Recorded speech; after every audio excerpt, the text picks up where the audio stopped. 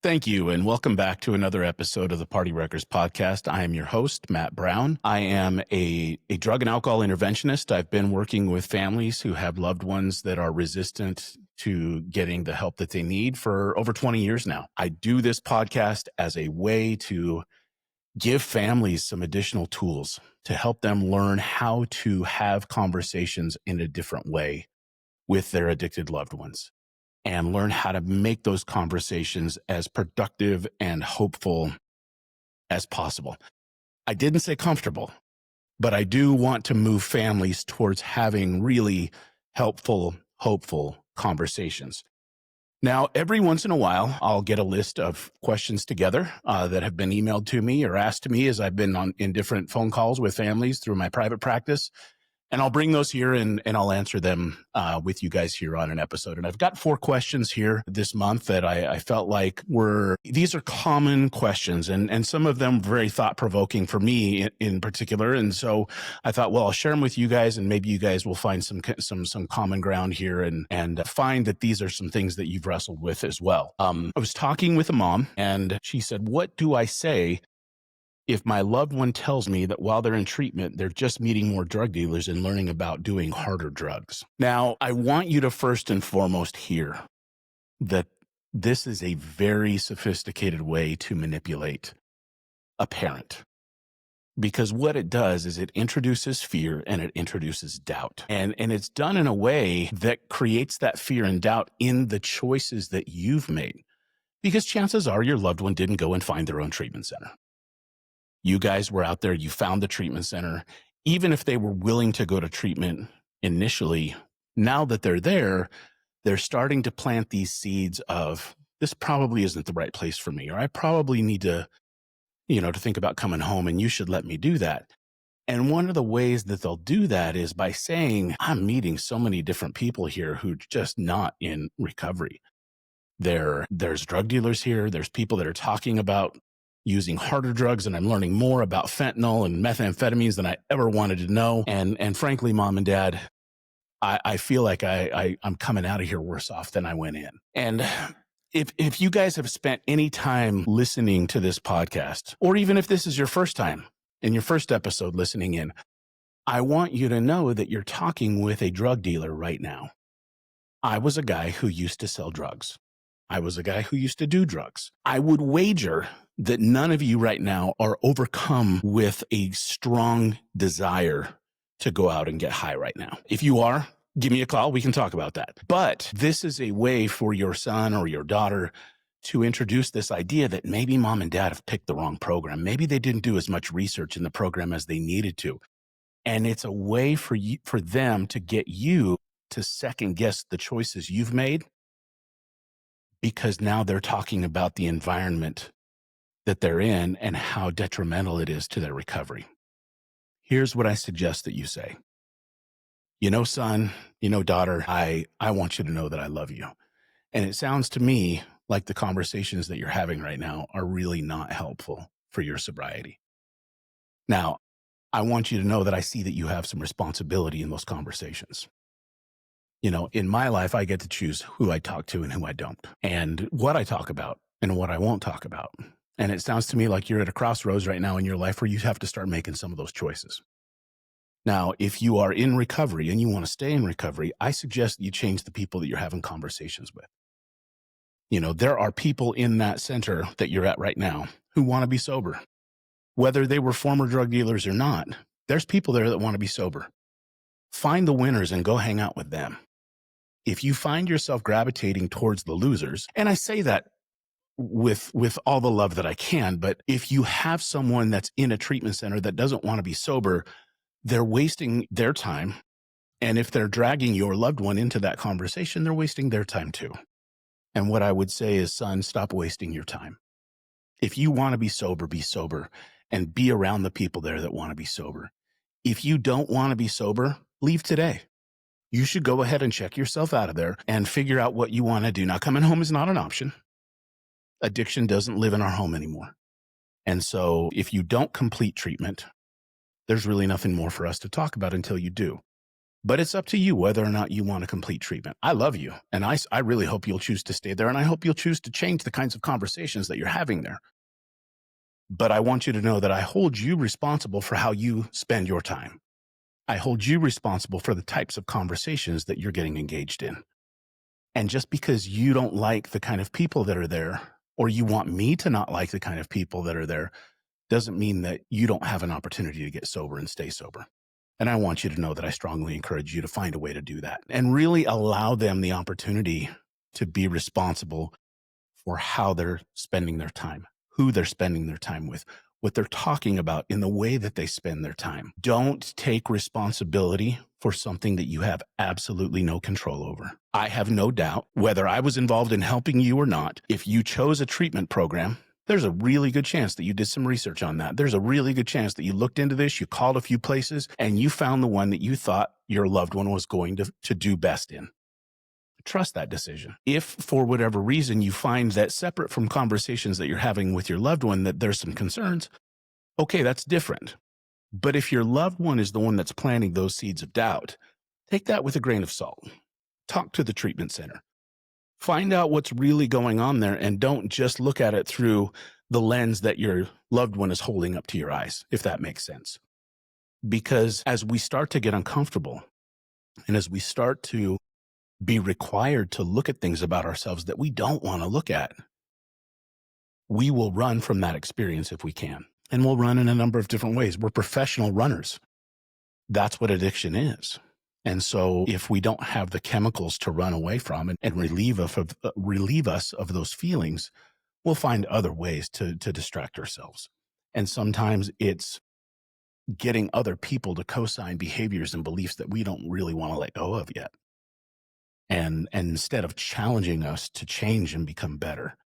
And so that's what I would encourage you guys as parents to really do. And if I'm talking to a spouse who has a loved one in treatment, if your husband or your wife is in treatment right now and they're saying the same thing, I would issue the same challenge to you. Confront them on how they're spending their time. And when I say confront, I don't mean in a combative way. I really mean don't take it at face value. Confront that and say, hey, you have some responsibility in how this is going. What are you going to change? And really allow them the opportunity to see that you're not going to get manipulated and you're not going to let fear take over how you make decisions. Now, it may be that you need to get somebody else involved in helping you choose a treatment program. There are a number of professionals. Of course, I'm going to plug IOC right now, Intervention on Call. There's a number of professionals on our platform that can certainly help you find the right treatment program, whether or not we need to help you do an intervention or not. Part of what we do is we help families find the right treatment centers for them. But there's outside of that network, there's a ton of people in this industry that help families find the right treatment placements, whether it's an educational consultant, whether it's a treatment placement consultant. Excuse me, I've got something in my throat today. You can get the help that you need finding the right treatment placement. Be careful about just looking at a website and saying, oh, this looks good, and they take our insurance. You probably want to dig a little bit deeper than that. And the last question and answer episode that I did, there was a question that somebody had submitted about choosing the right treatment center. If you haven't listened to that one yet and want more information on how to choose the right treatment center, go back and listen to that episode. But that's what I would say about that question. Don't let your loved one introduce fear and doubt into the equation because they're getting uncomfortable. All right. Next question on the list. Why do I feel guilty setting boundaries? This is a tough question because it hits so close to the core of the problem. Codependency and addiction really have the same core issue, and that is I don't want to feel what I'm going to feel if I don't use drugs. I don't want to feel what I'm going to feel if I don't enable this person. I'm going to feel guilty. I'm going to feel ashamed. I'm going to feel like I'm a bad dad or a bad partner. I don't want to feel like I'm not showing up for them the way that I know that I can. And we convince ourselves that we're doing this out of love. And I think for the most part we are. But when we really get right down to it, the guilt that this person was asking about is really stemming from that place of, I have the ability to do this thing for this person. If I set this boundary, What I'm telling them is that I'm no longer going to do something for them that I've been doing.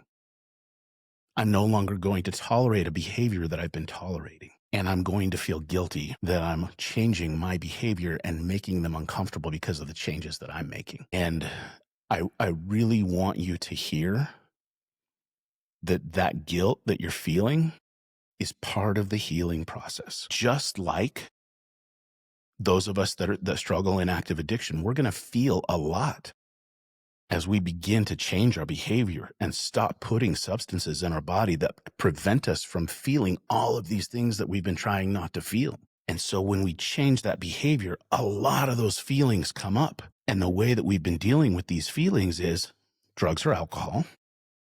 And for those of us that are codependent, we engage in enabling behavior.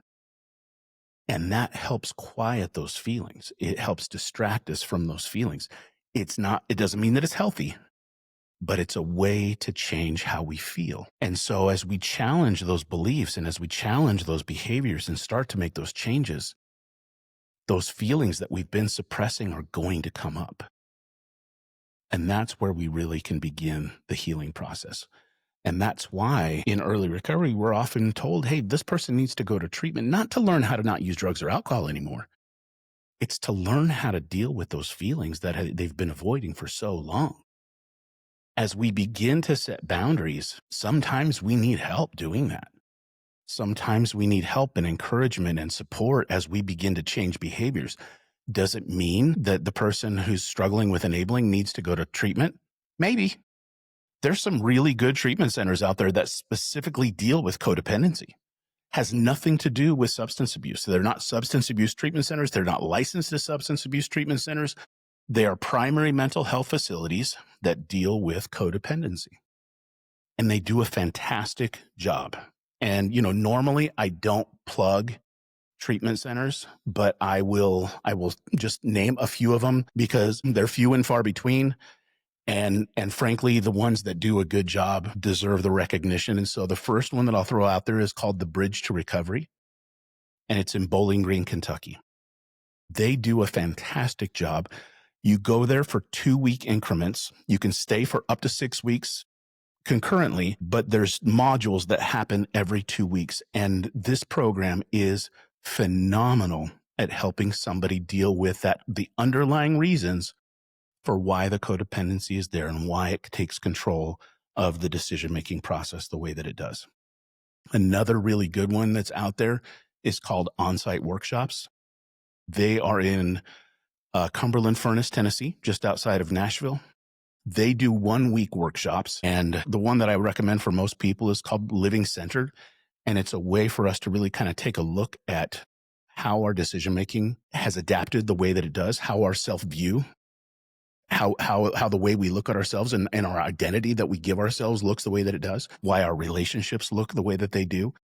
And it has the purpose of it is to really help us come back to that centered place and live from that centered place in our lives, so that exterior circumstances or external circumstances don't have the same sway over us that they have up to this point, in the same way that the exterior circumstances or the external circumstances of addiction or codependency have had sway over our decision making.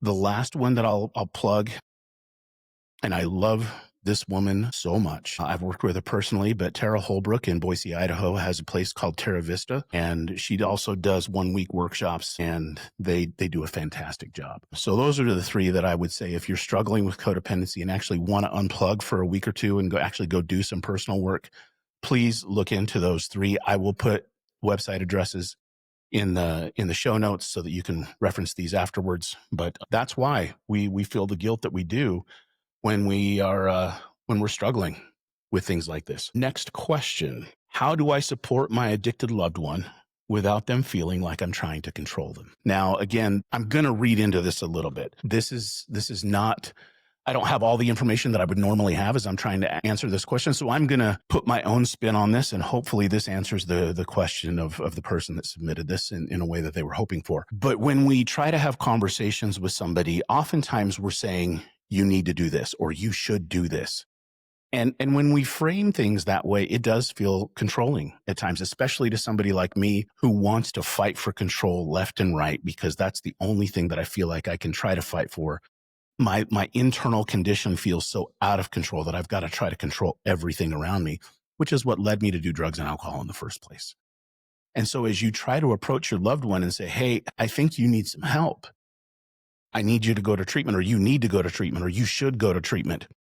The minute we frame things that way, we are trying to impose what we want on them instead of talking about it from a place of, hey, I see that you have some needs that aren't being met right now.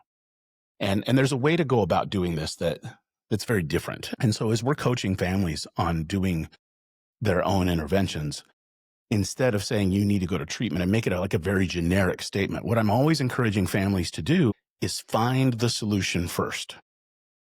Find what your loved one needs, not what they're willing to do.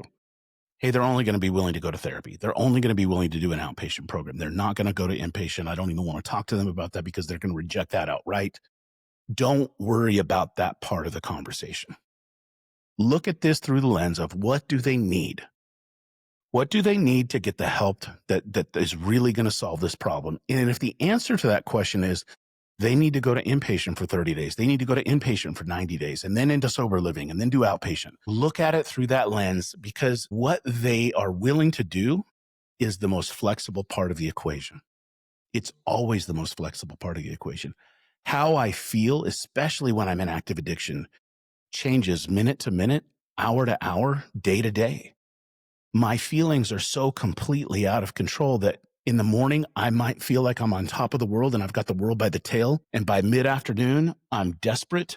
I have no idea how I got to where I am. And I'm miserable and I'm scared. And if somebody said, hey, I'd love to offer you some help, I am going to jump at that. And then later that night, I'll be loaded again and be back on top of the world. And that feeling of desperation that I had in the middle of the afternoon is gone. And I'm sure that some of the family members that I'm talking to right now understand that roller coaster of just uncontrollable ups and downs in emotion. Then you add a mental health condition on top of that, whether that's anxiety or depression or bipolar disorder or whatever it is, the roller coaster gets a little bit more bumpy even. So stop worrying about what they're willing to do and look at what they need. Now, once you've addressed that and say, okay, well, they need outpatient. All right, let's find a good outpatient program. They need inpatient. Let's find a good inpatient program. I would say 99% of the time, if somebody's not coming to you and asking for help, saying, hey, I really feel like I need to get some help here, I can't do this on my own anymore, outpatient is generally not the best first step. Now, sometimes it's the only first step. Sometimes you've got somebody who's the primary breadwinner of the family. They can't afford to take a month off of work and go and check themselves into a treatment center. And so sometimes you have to look at this from a more pragmatic standpoint. But when we're looking at this purely from the standpoint of what's going to give us the best results, I would say 99% of the time, going to an inpatient program is really what you want to start with. If somebody's coming to you and saying, hey, I really feel like things are out of control here, and I really feel like I'm at a place where I need something that I'm not getting right now, that's different. There's already some sense of internal motivation there. And that's when an outpatient program might be a little bit more effective, because they're coming to this with some humility. They're coming to this with some willingness already. And that attitude lends itself to higher success rates in outpatient than when they're coming from having that motivation happening from an external place, whether it's an intervention, whether it's a job saying, hey, you either need to go and get some help or you're fired, or a relationship saying, hey, unless you go into treatment, we're going to have to get divorced. There's always these external circumstances. What I say to families all the time is everyone gets an intervention, whether it's a guy wearing a badge and a gun, whether it's somebody in a hospital that comes up in an emergency room wearing a white lab coat and a stethoscope around their neck, whether it's a family putting together an intervention in a more formal, organized way. Everybody gets an intervention.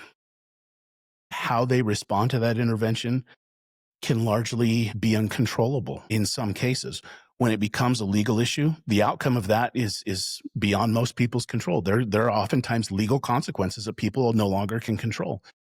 If it's a medical intervention, sometimes there's medical issues that are no longer going to be controllable. But when a family decides, hey, it's time for us to do something, You guys are having some control over the outcome that otherwise you might not have if you wait for one of these other interventions to happen.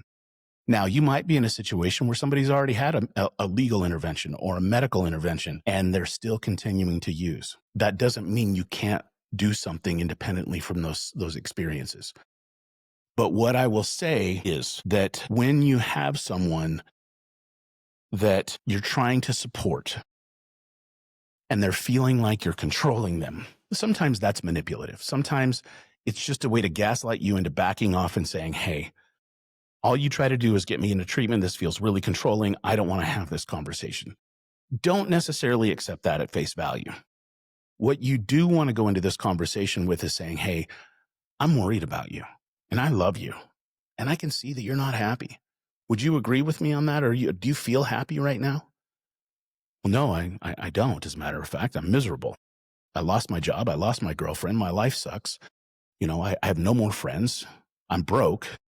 I had to come back and live with mom and dad. Whatever the circumstances are, like there's this consistent decline, and so most of the time people who are willing to be honest will say something to the effect of, no, of course I'm not happy. Now, if somebody says to you, well, yeah, I'm happy. Life is great right now. I wish you had the life that I had. Sometimes I'll challenge that with another question. Tell me what you're grateful for. Because happiness and gratitude are inseparable. So when you have somebody that's trying to convince you that they're happy, and then you ask them to give you some insight into what they have to be grateful for in their lives, if that list is very superficial, then they're probably that's probably the depth of their happiness. But if they can really say, you know what, I'm really grateful for my health. I'm grateful for my family. I'm grateful for my job. I'm grateful for all the close friends that I have. Okay, maybe there is some gratitude there. Now, if they're saying that they're grateful for family, but treating family like garbage, that's different. That's very, very different. So don't be afraid to challenge that notion, but to really approach the conversation from the standpoint of, I really want to see you happy again. And I want to see you healthy. And I want to see you stop struggling. I can only imagine that you feel the same way. Well, yeah, mom and dad, of course I do. Okay, well, we've got an idea and we want to talk to you about it. And you may not like this idea, but I need you to understand that we feel really strongly about not staying silent about this anymore. We feel like it's time for some professional help to be added into the equation here. We have been doing our best as a family to try to solve this problem in a very amateur type way. We've been trying to love you back into health and wellness again. We've been trying to love you back into being happy again. And it just doesn't seem to be working. It seems like there's something deeper here that we just don't have the ability to help you with. As much as we love you and as much as we want to help you, we just don't have the ability. And so we want to put you in touch with a team of people that are professionally trained to really help give you the tools that you need to get your life back on track. And we want you to do this today and to really help that person understand that, number one, there's help. And number two, going back to the way things have been isn't an option anymore.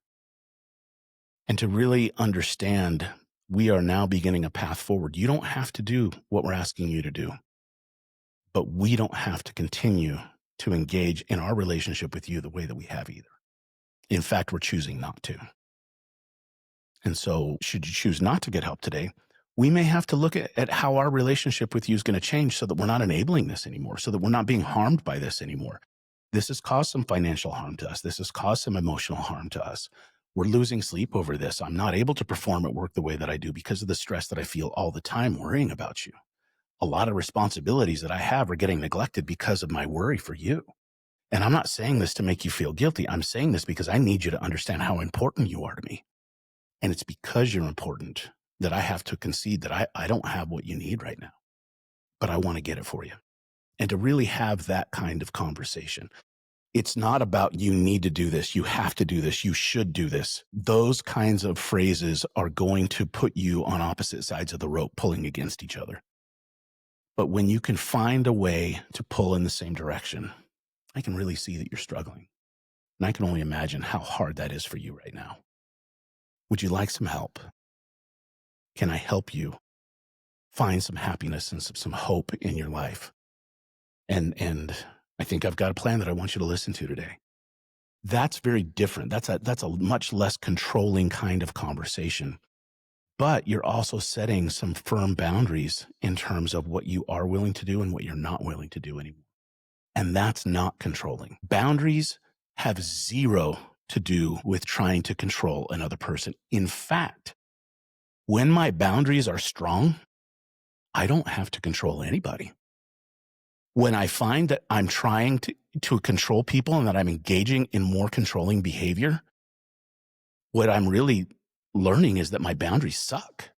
And that I really need to work on my boundaries, because instead of having healthy boundaries, now I'm trying to control people. And that means that I have zero boundaries. So when you set a boundary with someone, what you're telling them is, this is what I'm willing to do and this is what I'm not willing to do. Can you agree to that? And once the agreement's made and the expectations are set, I don't have to do anything more than let you live in the way that you and I have agreed to live together. And so having healthy boundaries means that I'm not going to try to control you, and that I'm not going to let you try to control me either, or try to let your addiction control me. And so it's a very healthy way to set expectations in a relationship.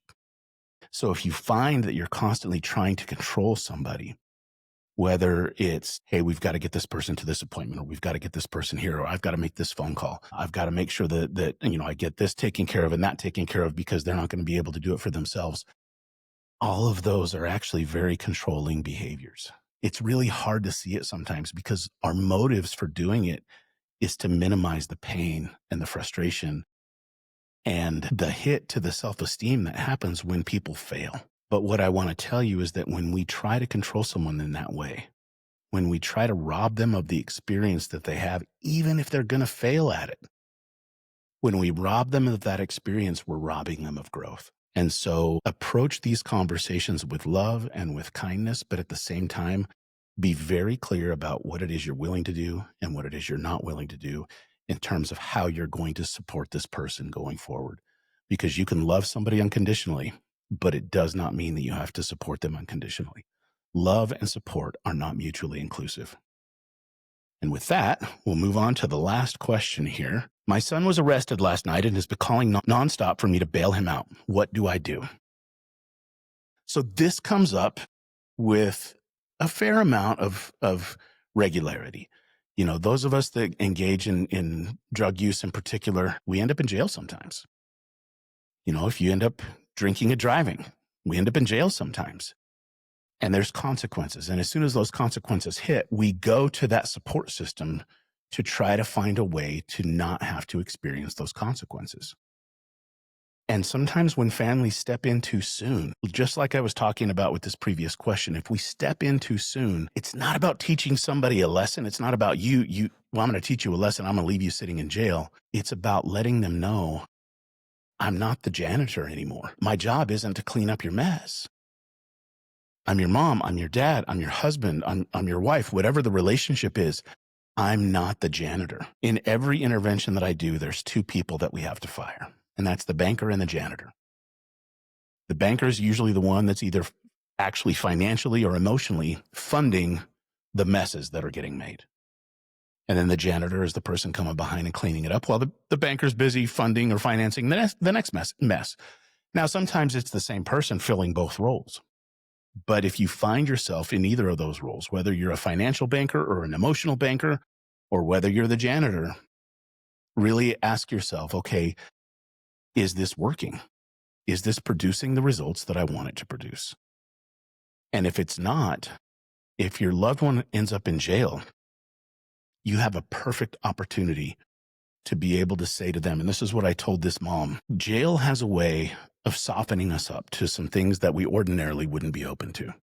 I can't tell you how many times I've gone to a jail to pick somebody up and take them directly from jail to treatment, or showed up at a jail and had the intervention through the glass, the plexiglass that's there in the jail, over that handheld phone, the old, payphone type hand receiver that they have at the jails where you're talking to each other. It happens from time to time where that's where the intervention takes place. And the message is, hey, we don't want to see you sit here longer than you need to. So what we're willing to do is post bail under the condition that you go straight from here to a treatment center and that you're going to complete that treatment center. If you leave treatment early, we're going to revoke your bail and have you sent back to jail. Because at least in here, you're safe. You're safe from yourself. You're safe from another overdose. You're safe from other things that happen in active addiction that can't happen when you're in a 10 by 10 cell. So to really be able to use that as some leverage to be able to say, I'd love to see you go to treatment, and I'm willing to post your bond if you're agreeable to go straight from here to jail, or to treatment rather, and complete treatment successfully. Sometimes we'll work it out with the prosecutor and a judge to be able to say, hey, we would like for there to be a court order in place that orders this person not just to go to treatment, but to complete treatment successfully. Sometimes it's not their first offense. Sometimes it's their second or third offense. And it's not as simple as posting bond. Sometimes there's some things that happen that would prevent them from leaving the county or leaving the state, depending on where they're going to be going to treatment. You know, here in Oregon, oftentimes I am taking my clients out of state to go to treatment. And so it's important that they understand, hey, this isn't a get out of jail free card. We are delaying prosecution, or we're working with the prosecutor to either reduce charges or delay prosecution pending your successful treatment, completion of treatment. If you complete treatment successfully, looks like the prosecutor might be willing to drop charges or reduce charges, or at least entertain the idea as you show back up in court after 90 days in treatment or 30 days in treatment and say, hey, Your Honor, I want to take responsibility for what I did. I had a drug and alcohol problem. I'm continuing to get treatment for that. This is what I've done so far. This is what I plan to continue to do. And this is my plan to stay sober going forward. And when you have somebody that can show up in front of a judge with that kind of a message, judges aren't used to that. Judges are used to people showing up trying to get out of consequences. Judges are used to showing up saying, oh, well, there's been a mistake. I didn't do what they said that I do, or the cop messed up, or it's somebody else's fault. But when somebody can say, you know what, I probably deserve to be here. And this is why.